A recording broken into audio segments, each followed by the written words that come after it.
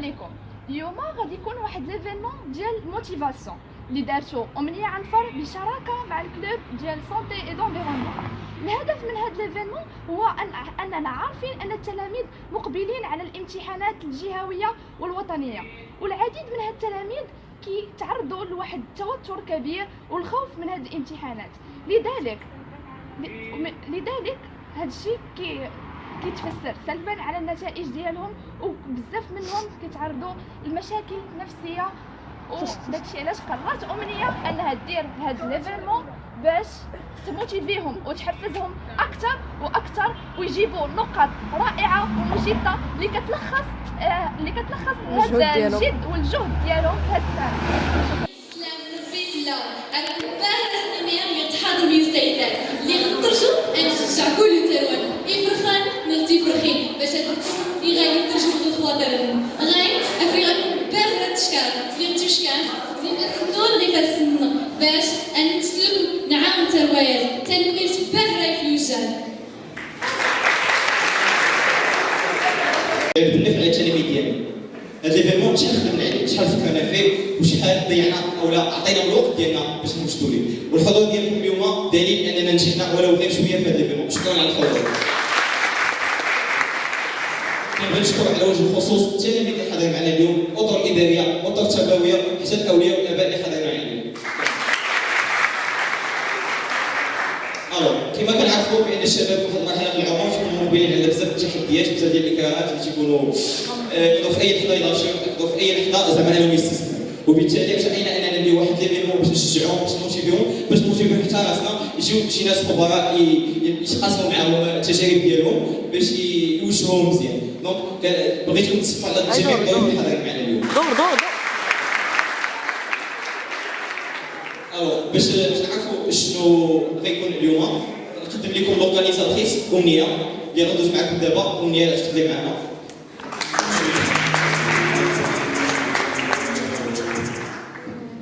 Bonjour tout le monde, merci à vos chers intervenants, merci à monsieur le proviseur qui a cru en notre projet, merci à vous tous pour votre présence.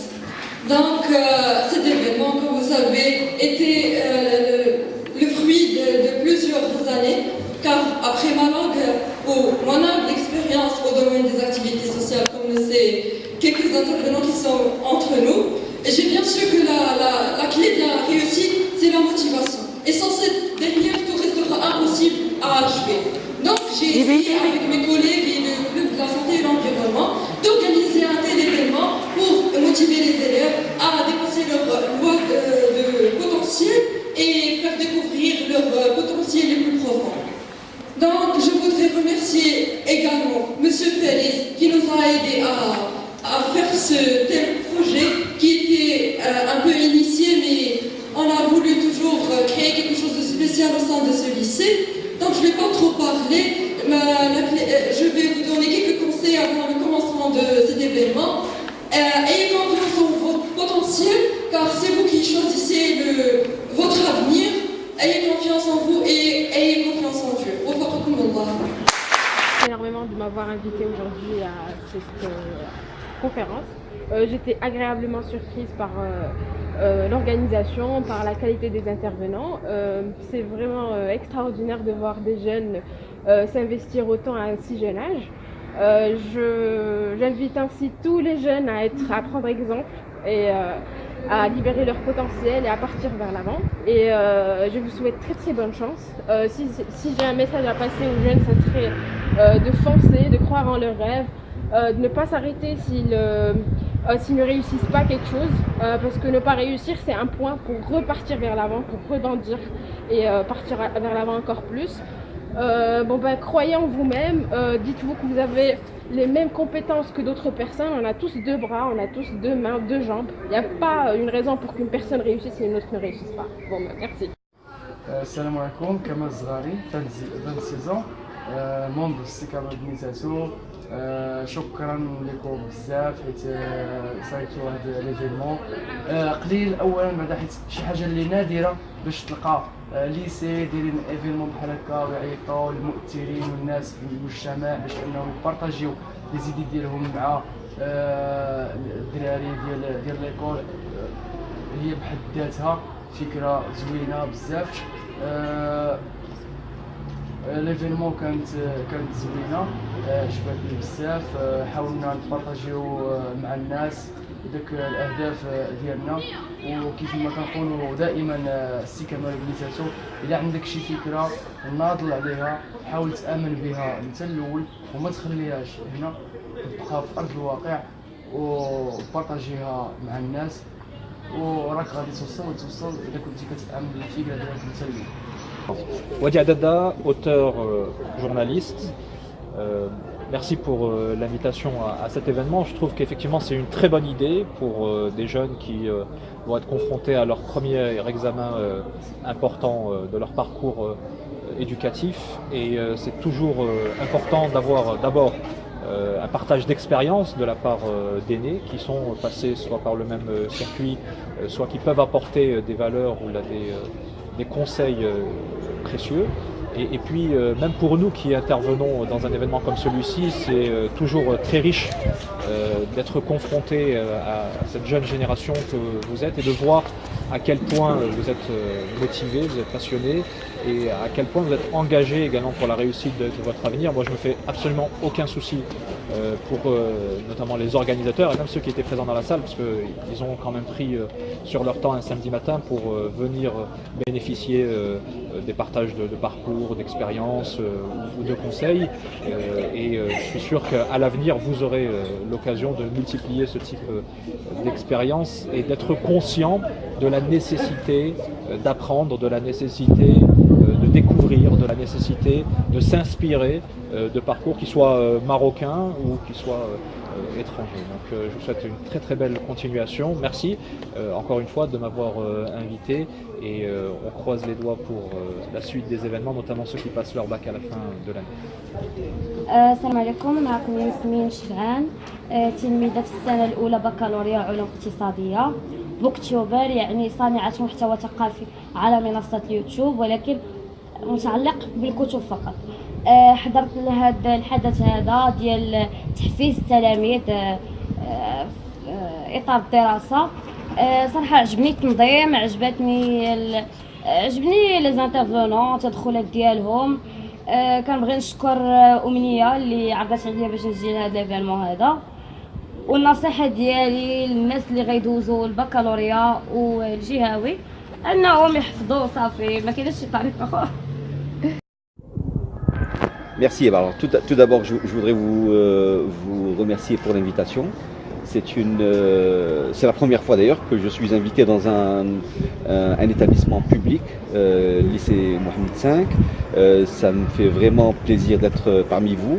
Vous avez organisé une belle manifestation. Moi, je pense qu'il faudrait peut-être un peu la médiatiser, la faire connaître ce que fait et ce que fait votre club au niveau de Mohamed V, parce qu'on ne sait pas, on n'est pas très informé de cela. Donc ça serait bien peut-être que sur le plan de l'information et de la communication vous fassiez un peu d'effort. Mais sinon, bravo, je vous encourage à continuer et à organiser d'autres événements, peut-être plus axés sur des sujets qui sont des sujets importants d'actualité. Voilà, ça pour ce qui concerne l'événement, et je vous souhaite plein de succès. Pour ce qui concerne le message que je voudrais passer, bon, je pense que je l'ai déjà passé à travers mon intervention, mais ce que j'aimerais rajouter, c'est que utiliser autant que possible les technologies de l'information à des fins qui sont utiles et efficaces. Parce que souvent, nous avons le moyen d'avoir des outils comme nos smartphones, comme les ordinateurs, comme l'accès au Wi-Fi, etc. Mais ce que je remarque malheureusement, c'est qu'on ne profite pas suffisamment du savoir et des connaissances que l'on trouve sur Internet, parce qu'il y a des choses magnifiques, des choses passionnantes, des choses intelligentes que vous devriez aller pouvoir explorer. Et autre chose, à travers les technologies de l'information, soyez surtout vigilants pour vous constituer votre propre opinion.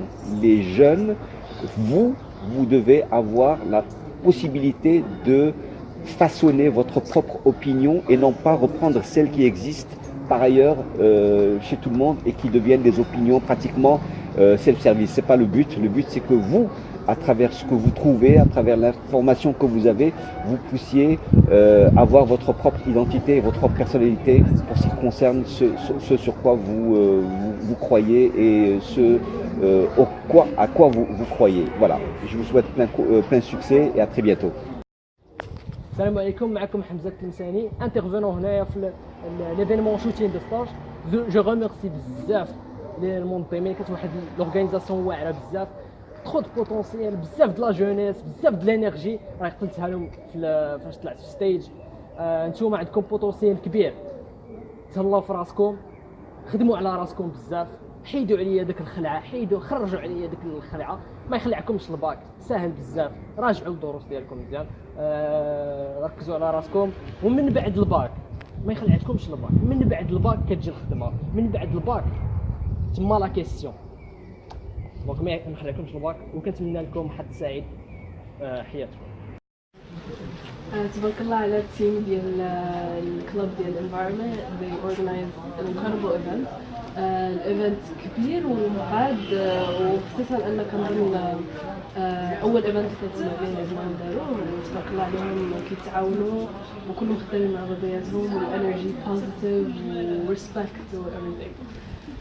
انا النصيحه اللي كنعطيها للشباب اللي دابا دايزين الفتره ديال الامتحانات هو انه يواتش يور ستريس. حيت بزاف المرات البريشر اللي جايك من العائله ومن المدرسه ومن كلشي كيقول لك كترجع لدور داي، فهمتي؟ اما غادي تنجح يا اما حياتك كلها غتدمر، ولكن that's not true. وبزاف المرات داك ستريس اللي كتكري مع راسك هو اللي كيبلوكي. كتولي حيت انت حاس براسك خصني ننجح، خصني ندير المعدل، خصني كذا، كتولي مبلوكي. ولا كتجي حتى النهار ديال الامتحان كتكون موجد وكتجلس قدام الورقه وكيبان لك داكشي بحال الشينويه، ما تقدرش كاع دوز داكشي. فخذ الوقت انك تبريد، انه تركز على ان الستريس ديالك يهبط. breathing exercises اللي I recommend هو انه تحسب 8 ديال الثواني في التنفس، فاش كتدخل النفس، فاش كتشدو 8 ثواني وكتخرجوا 8 ثواني. ديرها قبل الامتحان، في وسط الامتحان، فوق ما احتاجيتيها فاش كتكون كتستغلي. وبون شانس. ميرسي. السلام عليكم، معكم فرح أشباب، دكتورونت اون انتربرونيا. كنت اليوم سبيكر في الحدث اللي نظموه تلاميذ مؤسسة محمد الخامس، ثانوية محمد الخامس، من أجل التوجيه والحديث عن المستقبل ديالهم. صراحة أبهروني، كان الحدث منظم بطريقة جيدة جدا، خصوصا أن جميع التلاميذ لا يتجاوز العمر ديالهم 18 سنة. هذه مبادرة طيبة مكرتها اهتمام جميع الثانويات وفي الإعداديات ديال المملكة، باش الشباب تولي عندهم المبادرة، روح المبادرة، ويعرفوا شنو باغيين في المستقبل، وياخذوا العبرة من الناس اللي سبقوهم وياخذوا النصائح. شكرا لكم بزاف على الدعوة، فرحت بزاف وحظا موفق. أستاذ فارس إسماعيل، أستاذ ثانوية محمد الخامس ديال علوم حياة وأرض، وفي نفس الوقت مؤطر ديال النادي الصحي والبيئي. إذا عقدنا هذا النشاط ضمن الأنشطة اللي تتنظمها النادي الصحي والبيئي. النشاط ديالنا هاد المرة كان مختلف واحد شوية، بحيث أننا نادي تيهتم بشيئا ما بكل ما هو صحي وبيئي. اليوم كان النشاط ديالنا في لا موتيفاسيون، بيسكو لي زيليف يعني قربت الفترة ديال الامتحانات وداك الشيء، فبغينا اننا نحاول ما امكن اننا نحفزوهم وننشطوهم باش يحاولوا ما امكن انهم يتغلبوا على مجموعه ديال الاحاسيس الخايبه اللي يمكن تجيهم مع اقتراب الامتحان، وباش يزيدوا ينجحوا ويزيدوا يتفوقوا ان شاء الله. خصوصا ان التلاميذ ديال محمد الخامس فهم تلاميذ مختلفين، تلاميذ ناجحين متفوقين، تلاميذ يعني ما عرفت، يمكن انا تيبان لي بحال هكا من نهار جيت لهذه المؤسسه وانا تيبان لي بانهم تلاميذ اكسبسيونيل. هادشي اللي بغيت نقول. فنتمنى بانه يكون هذا النشاط درناه ويكون نال الغايه ديالو. نتمنى بانه يكون لي ميساج اللي قالوا كاع لي زانترفونون بانه النجاح تيبغي المثابره، تيبغي انك يعني انك تقتنع بان الحلم ديالك يمكن توصل ليه، ماشي مستحيل. دونك خاصك غير تخدم، خاصك تحاول تغلب على المخاوف ديالك، خاصك انك تصابر عليه، خاصك انك واخا يجوك احاسيس خايبه خاصك تحاول تخدم على لي بوين نيجاتيف اللي عندك، هادشي كامل باش تنجح. وانا انا متاكد بان التلاميذ اللي حضروا اليوم والتلاميذ اللي معنا في الكلوب سونتي اونفيرونمون هما تلاميذ متفوقين وناجحين، وغيكونوا واحد المثال يقتدى به في المستقبل ان شاء الله.